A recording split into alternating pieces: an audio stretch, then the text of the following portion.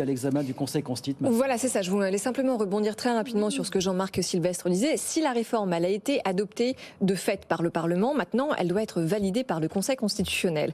Et il existe un risque réel que le texte soit entièrement jugé comme inconstitutionnel et, par conséquent, invalidé. Il faut s'y préparer, ça, Jean-Marc, véritablement ? Mais je crois qu'il faut s'y préparer, et je crois qu'il y a beaucoup de gens qui s'y préparent, parce que c'est totalement plausible. C'est effectivement un filet qui existe par rapport à la Constitution.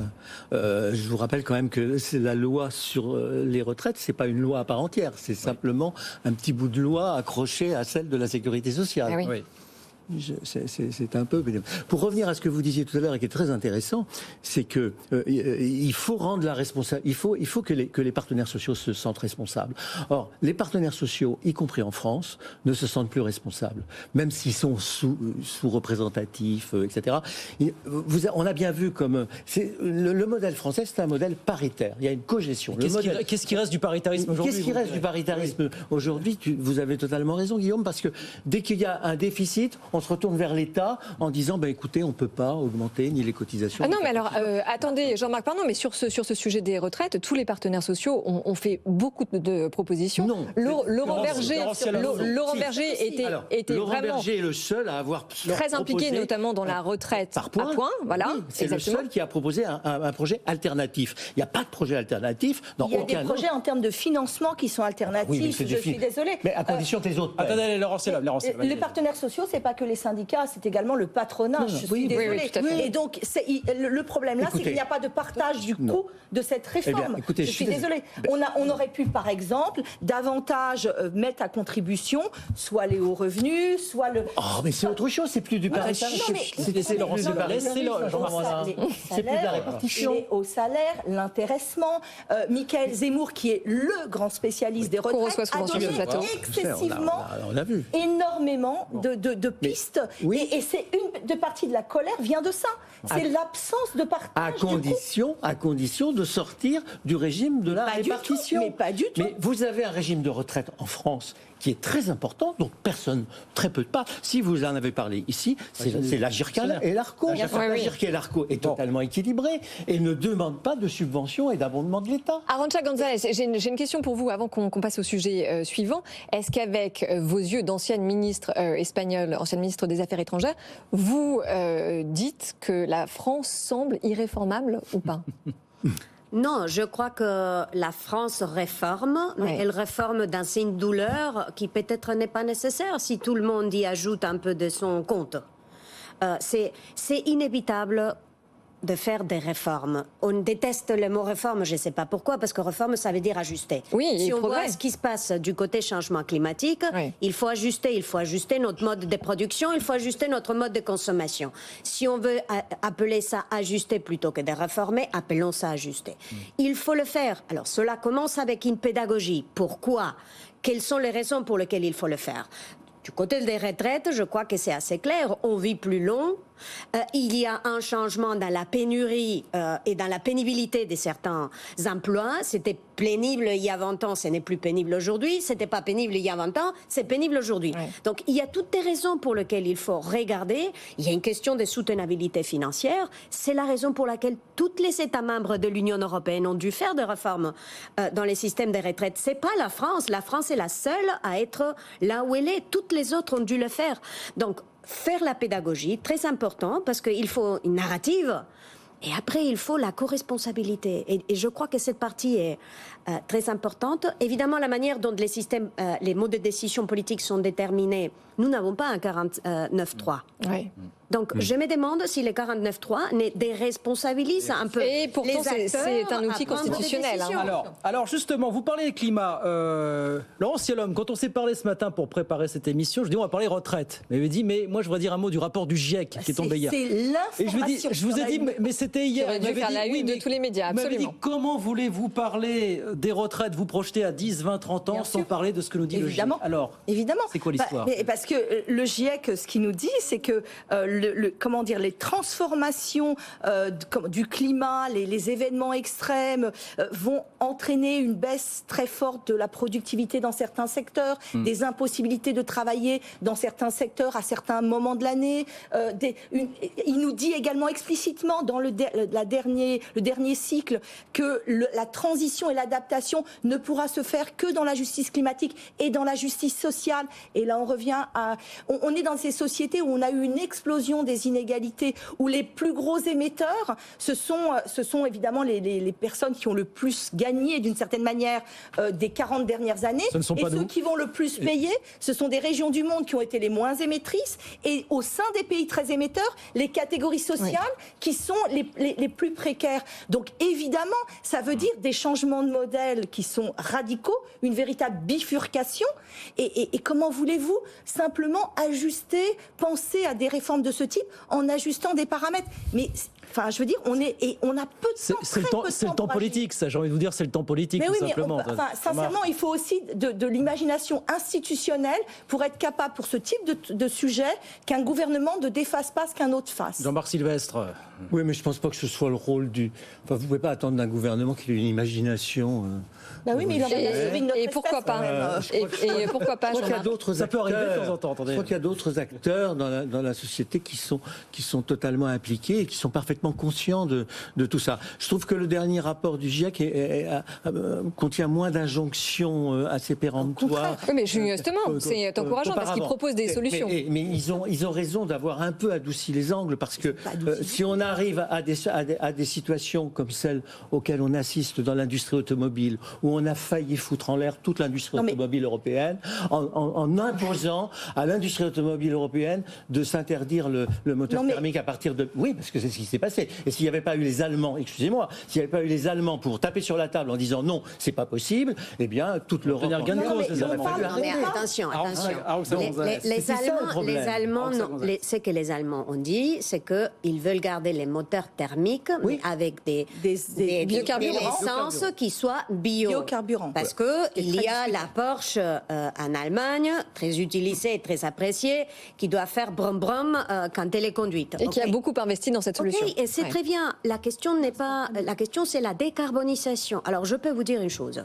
Si je prends la moyenne de nos élèves à Sciences Po, les sujets qu'ils considèrent crucial pour eux, pour leur avenir, c'est les changements climatiques. Alors, il s'avère que là, sur les changements climatiques, l'Europe a une longueur d'avance par rapport aux autres pays. D'abord parce qu'on a régulé, et donc on a mis des incitatives du côté de l'offre, et parce que du côté de la demande, on est en train de l'ajuster. Simplement, pour que les efforts européens réussissent, il faut des efforts de la même taille du côté des deux grands émetteurs au monde. États-Unis d'un côté et la Chine de l'autre. Et il faut une troisième chose, et c'est là où je crois la France voit juste, et le président Macron voit juste, c'est un accès au financement pour beaucoup de pays qui aujourd'hui sont tellement endettés qu'ils ne peuvent pas payer pour la transition climatique. C'est l'objet de la grande rencontre qu'il organise au mois de juin ici à Paris, lieu où quand même mythique pour la lutte contre les changements climatiques. Parce que les accords de Paris en 2015. Accords de Paris, simplement au rythme actuel, on n'arrive pas à tenir sous l'augmentation des 1,5 degrés. Reconnaissez quand même que pendant toute une période, là, ces dernières années, j'ai plus beaucoup d'étudiants maintenant, mais j'ai encore des enfants, je sais ce qu'ils pensent, on a sous-estimé et on n'a pas pris en compte toujours dans les raisonnements les conséquences économiques, les conséquences sociales, les conséquences industrielles. Donc on ne peut pas assurer cette transition sans y investir. Jean-Marc, juste que quand vous dites que le GIEC a arrondi les angles de son rapport cette année, je ne sais pas, vous avez vu ça. Là, ce qu'il dit, c'est qu'on est dans le scénario le plus grave, annoncé par les climatologues dès 1990. C'était le premier rapport du GIEC. Et la cause, c'est uniquement le volume de nos émissions de gaz à effet de serre. Donc, ce que ce rapport dit, c'est qu'il faut laisser une... non, mais le nôtre aussi. Et donc, non, mais il faut laisser une grande partie des énergies fossiles dans les sols et surtout arrêter de les subventionner.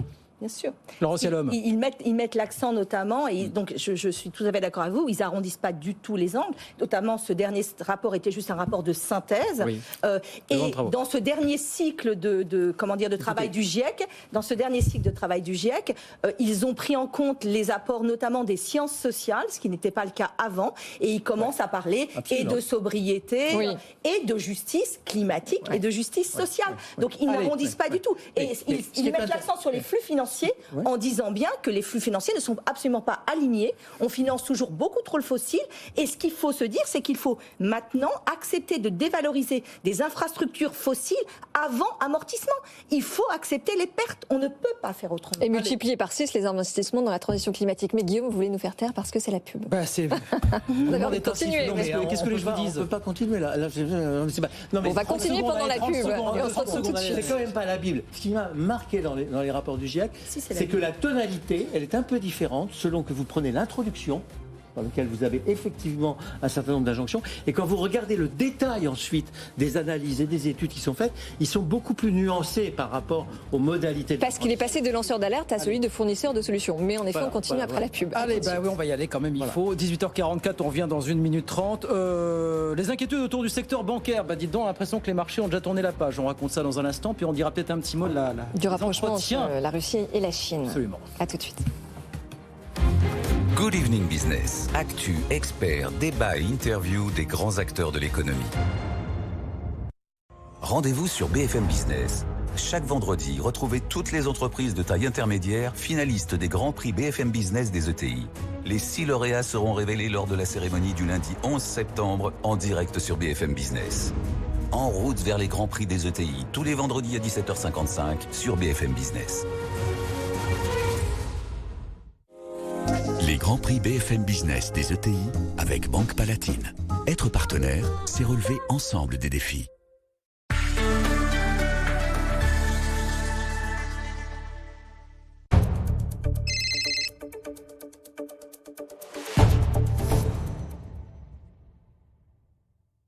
J'ai ouvert une franchise Iris Jardin pour devenir mon propre patron. Rejoignez Iris Jardin, un réseau de 140 magasins. Rendez-vous sur franchise.irisjardin.fr. Jolie voiture. C'est vert. C'est bleu. Non, il a raison, c'est vert. Allons-y.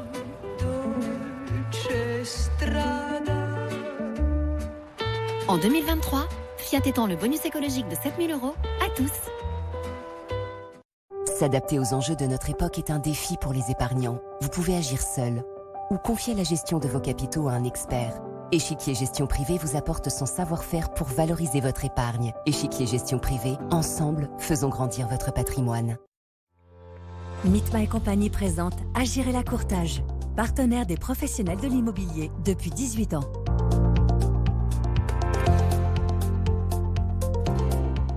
Depuis le 1er octobre 2015, les agents commerciaux immobiliers ont l'obligation de souscrire une assurance responsabilité civile professionnelle. Comment répondre efficacement à cette obligation pour les indépendants ? Bruno Garot, fondateur d'Agir et la Courtage, a imaginé une offre sur mesure appelée Ola. Ola est un contrat spécifique qui répond à un tarif avantageux à l'obligation de souscrire une assurance responsabilité civile professionnelle pour obtenir son attestation de collaborateur. Grâce à Ola, les mandataires et les agents commerciaux immobiliers ont la possibilité d'être assurés pour 89,75 € par an. La souscription à Ola se fait simplement en ligne. Un formulaire, une signature électronique et votre attestation RC Pro est téléchargeable immédiatement. Mitma et compagnie vous a présenté Agir et la Courtage et Ola, une offre RC Pro clé en main pour les agents commerciaux immobiliers.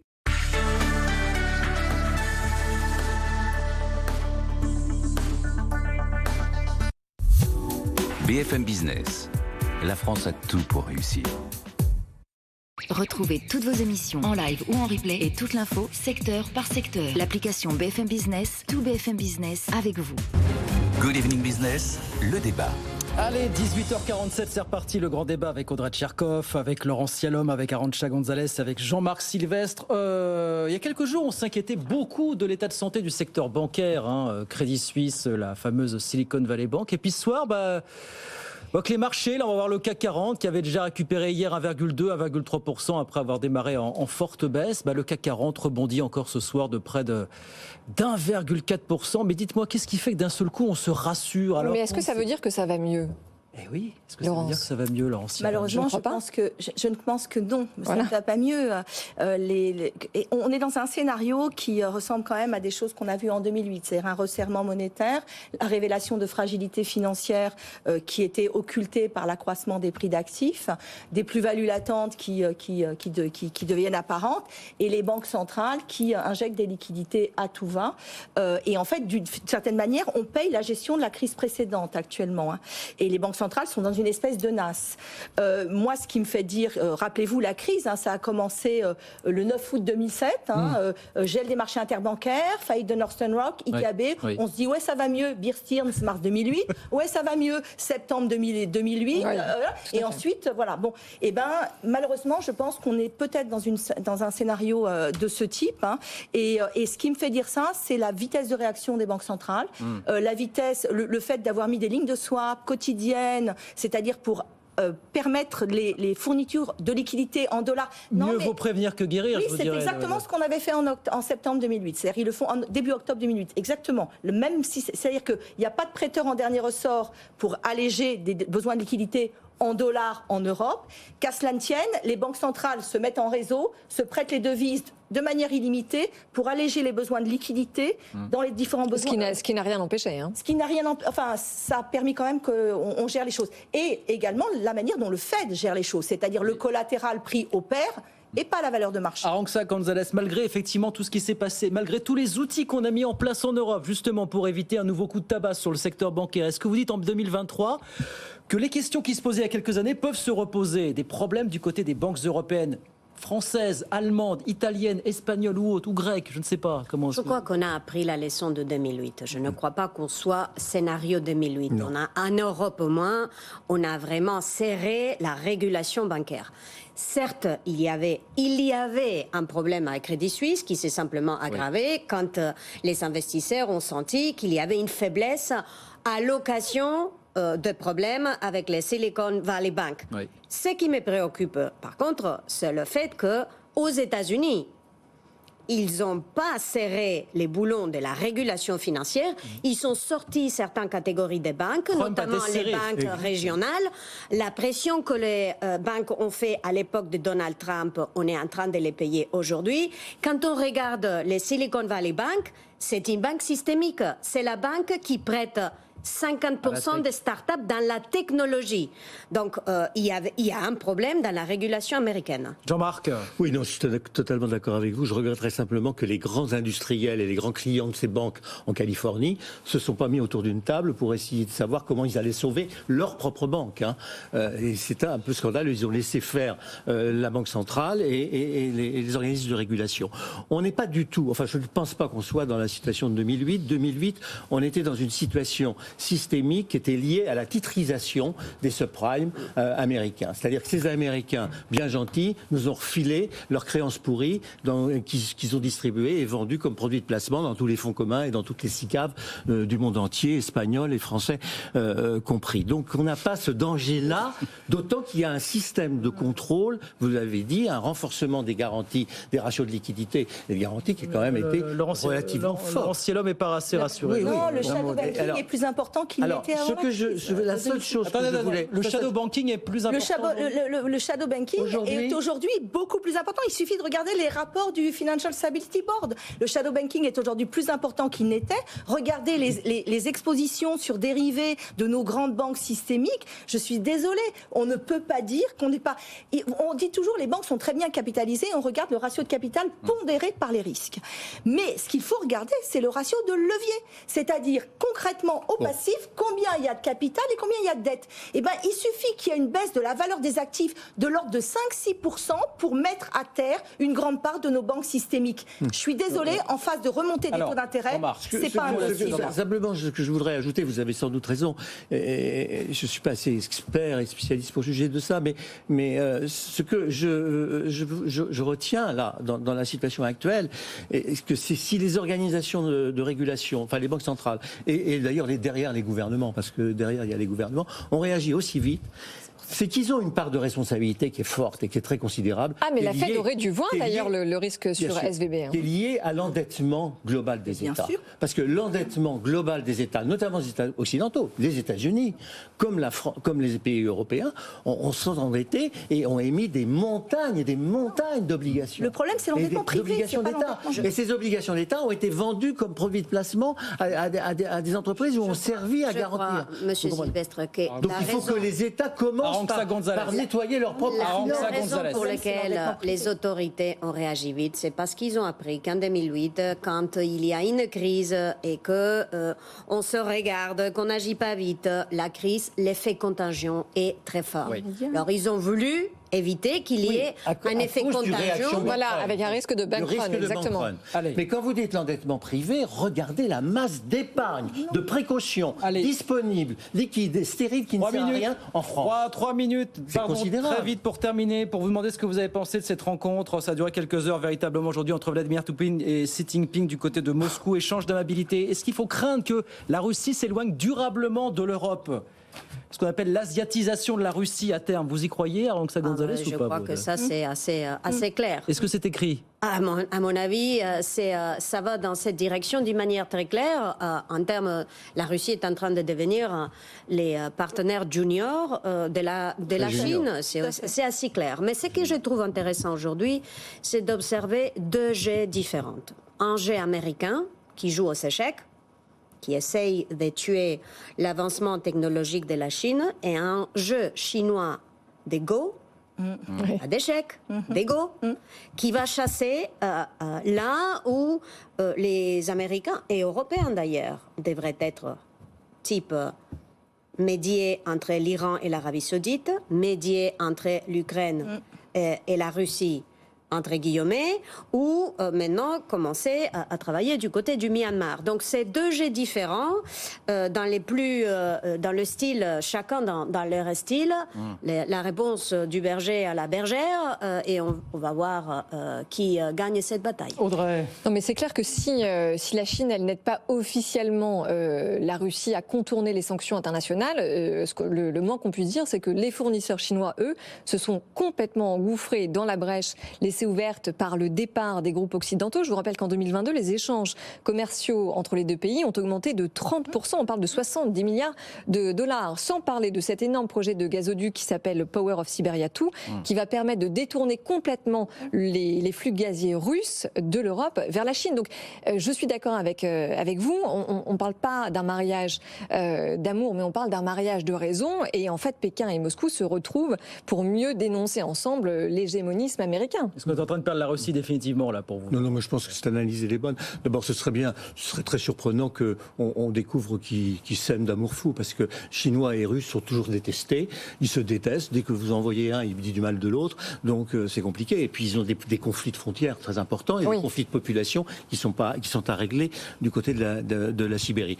Moi, je pense qu'il est venu uniquement chercher son panier inflation, comme on dit en France. C'est-à-dire le panier bourré de pétrole, de gaz, et puis peut-être d'autres matières premières, à un prix cassé. Puisqu'ils ont négocié un prix cassé. Ils ont récupéré beaucoup de flux. Ils ont récupéré beaucoup de flux depuis un an. Oui. Et vous aurez réussi à mettre Laurence d'accord avec vous.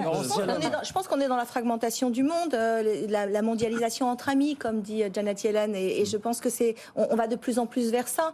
Et le début de la guerre en Ukraine a marqué une accélération de ce qui avait commencé déjà, on voyait très bien au niveau des flux financiers, notamment parce que certaines mesures ont été prises qui ont brisé des tabous et qui remettent en cause l'ordre monétaire international, qui est le gel des avoirs de la Banque de Russie. Ça ne s'était jamais fait avec un pays du G20, ça s'était fait avec l'Afghanistan et l'Iran, évidemment. Donc d'où la création de systèmes d'échanges alternatifs